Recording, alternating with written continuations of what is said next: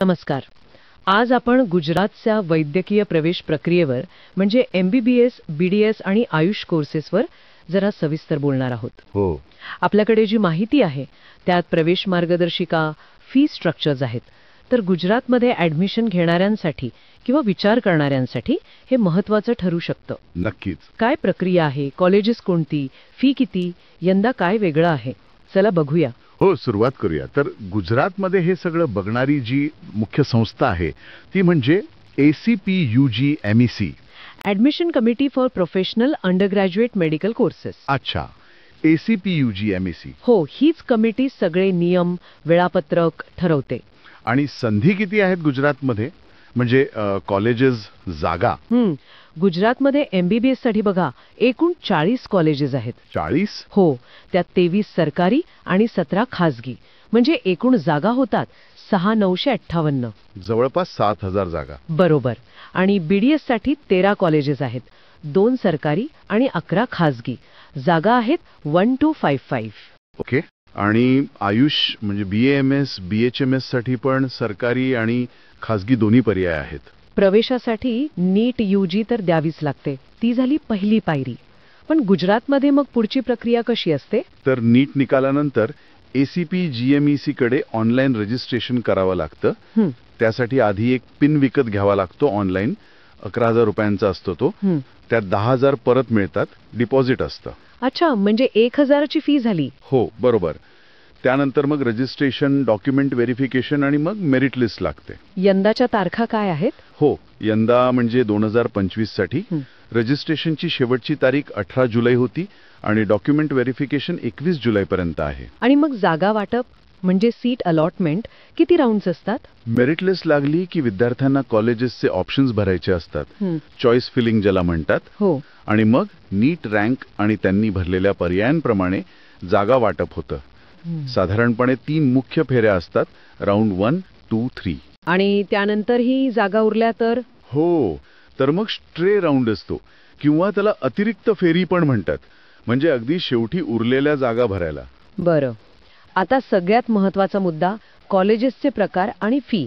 ऐकलंय की सरकारी आणि खासगीमध्ये खूपच फरक असतो. हो, फरक खूप मोठा आहे. सरकारी कॉलेजेस आहेत ना, जसं अहमदाबादचं BJ मेडिकल कॉलेज किंवा बडोद्याचं मेडिकल कॉलेज. हो, ती प्रसिद्ध आहेत. हो, तर तिथे फी खूप कमी आहे, म्हणजे वर्षाला फक्त 25,000च्या आसपास. फक्त 25,000? हो, पण दुसरीकडे आहे GMERS colleges, Gujarat medical education and research सोसायटीची. अच्छा, GMERS. ही सरकारी नाहीत का? ती सरकारी नियंत्रणाखाली आहेत, पण सेल्फ फायनान्स्ड आहेत, SFI म्हणतात त्याला. त्यामुळे त्यांची फी खूप जास्त असते. ओ.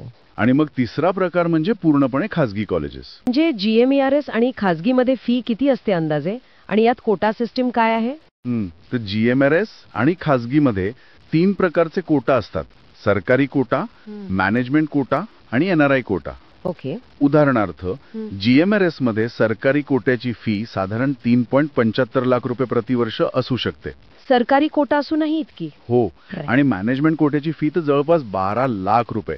आणि NRI कोटा असेल तर डॉलरमध्ये साधारण $25,000. बापरे. आणि खासगी कॉलेजेसमध्ये? तिथे आकडे अजून वाढतात. जसं प्रमुख स्वामी मेडिकल कॉलेज आहे, तिथे सरकारी कोटा जवळपास 10 लाखाचा आहे. मॅनेजमेंट कोटा तर 19-20 लाखांच्या घरात जातो वर्षाला. आणि NRI कोटा $35,000 पर्यंत. म्हणजे गुणवत्ता असूनही केवळ फीमुळे अनेक जण मागे हटणार. खरं आहे. आर्थिक गणित खूप महत्वाचं ठरतं इथे. आणि BAMS, BHMS सारख्या आयुष कोर्सेसचं काय, तिथेही असंच आहे का? हो, साधारण पॅटर्न तोच आहे. सरकारी आयुर्वेद कॉलेज आहेत जसं अखंडानंद, तिथे फी अगदी कमी आहे, वर्षाला 4,000च फक्त. फक्त 4,000? हो, पण खासगी BMS कॉलेजची फी वर्षाला 2.25 लाख ते अगदी 3 लाखांपेक्षा जास्त पण असू शकते. बरं. फी सोबत कट ऑफ पण महत्वाचे असतात. यंदा नीटमध्ये गुजरातमध्ये 7,000 विद्यार्थी कमी पात्र ठरलेत असं ऐकलं. याचा कट ऑफवर काय परिणाम होईल? हो, ही बातमी आहे. त्यामुळे कट ऑफ थोडा खाली येऊ शकतो अशी शक्यता आहे. अगदी किंचित फरक पडेल कदाचित. म्हणजे गेल्या वर्षीपेक्षा थोडा कमी? हो. BJ मेडिकल कॉलेजचा मागच्या वर्षीचा आणि यावर्षीचा पहिल्या फेरीचा कट ऑफ रँक बघितला तर थोडा फरक दिसतोय. 2025 मध्ये अपेक्षित स्कोअरबद्दल बोलायचं तर सरकारी कोट्यात जनरलसाठी साधारण 570 ते 620 प्लस गुण लागू शकतात. पण हे दरवर्षी बदलतं. नक्कीच स्पर्धेवर अवलंबून असतं. बरोबर. अजून एक गोष्ट, गुजरातला ओपन स्टेट म्हणतात, म्हणजे बाहेरच्या राज्याचे विद्यार्थी पण येऊ शकतात. महाराष्ट्रातून गुजरातमध्ये किंवा गुजरातून महाराष्ट्रात विद्यार्थी जातात का? हो, गुजरात खासगी कॉलेजेसमध्ये ज्या मॅनेजमेंट कोटा जागा आहेत त्या इतर राज्यांच्या विद्यार्थ्यांसाठी खुल्या असतात. अच्छा. आणि काय होतं की महाराष्ट्रातल्या खासगी कॉलेजेसच्या मॅनेजमेंट कोट्याच्या फीपेक्षा गुजरातच्या GMERS किंवा खासगी कॉलेजची मॅनेजमेंट फी कधी कधी कमी असू शकते. त्यामुळे महाराष्ट्रातले विद्यार्थी तिकडे जातात. हो, काही विद्यार्थी नक्कीच गुजरातचा पर्याय निवडतात. या उलट गुजरातचे जे टॉपचे विद्यार्थी आहेत, चांगले गुण मिळवणारे, ते महाराष्ट्रातल्या चांगल्या सरकारी किंवा टॉपच्या खासगी कॉलेजेसना पसंती देतात. म्हणजे दोन्हीकडे प्रवाह आहे. बरोबर. तर थोडक्यात गुजरातमध्ये या जवळपास 7,000 MBBS जागांसाठी सध्या ही सगळी प्रक्रिया सुरू आहे. अगदी बरोबर. आणि 2025च्या समुपदेशनाच्या तारखा पण नुकत्याच जाहीर झाल्यात, त्यामुळे लगबग सुरू आहे. तर आजच्या चर्चेतून गुजरातच्या मेडिकल ॲडमिशनचं एकंदरीत चित्र स्पष्ट झालं. सरकारी, GMERS, खासगी असे वेगवेगळे पर्याय, प्रत्येकाची फी आणि कट ऑफ वेगळे आहेत. आणि ही समुपदेशन प्रक्रिया जी थोडी किचकट वाटते, पण तीच महत्वाची आहे. हो. याचा निष्कर्ष काय काढायचा? निष्कर्ष असा की विद्यार्थ्यांनी आणि पालकांनी फक्त मार्कांवर नाही तर खर्च किती येईल, कॉलेज कसं आहे, कुठला कोटा लागू होतोय, हे सगळं व्यवस्थित समजून घेऊन मगच कॉलेजेसचे पर्याय निवडायला हवेत. आणि माहितीसाठी कुठे बघायचं? सगळ्यात महत्त्वाचं म्हणजे अचूक आणि लेटेस्ट माहितीसाठी ACPG MECची जी ऑफिशियल वेबसाईट आहे ती नियमितपणे तपासायला हवी. बरोबर.